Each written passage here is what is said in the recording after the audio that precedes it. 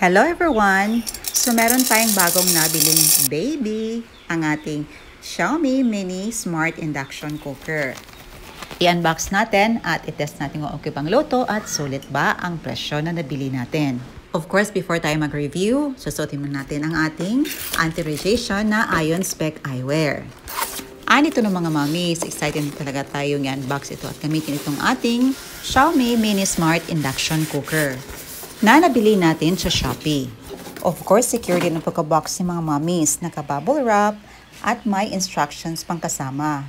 Merong Chinese language at meron ding English. So, madaling maintindihan kung paano ito gamitin. Super ganda talaga nito mga mommies at sakto lang talaga ang laki nito sa malaking frying pan na ginagamit natin sa ating baking sa kawali. Kaya excited akong gamitin. At magluluto tayo dito mamaya. Of course, i-test muna natin. At ito naman ang firepower niya. Pwede natin i-adjust from stage 1 to stage 9. At dito naman sa ibabaw ang heating area. Sa pag-operate naman, ilong press lang natin para mag-on ang ating Mini Smart Induction Cooker. But before that, lagyan muna natin ang ating kawali.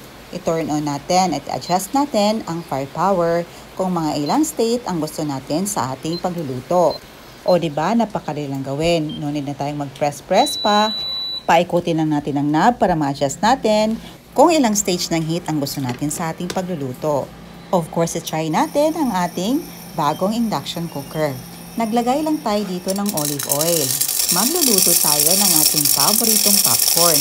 Of course, pinapainit muna natin ito before natin nilagay ang ating mga popcorn.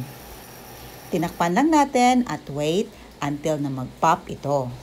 Sa stage naman ng heat na ginamit natin, nasa 1 to 3.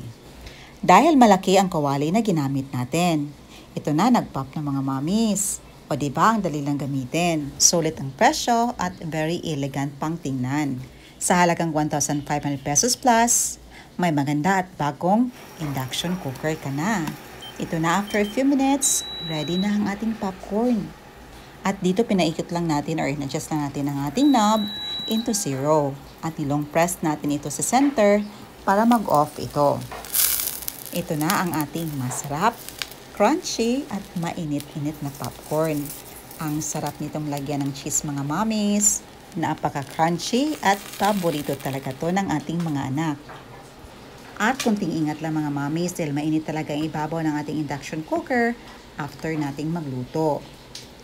At ito na nilagyan natin ng cheese, ang ating popcorn na niluto natin sa ating bagong induction cooker.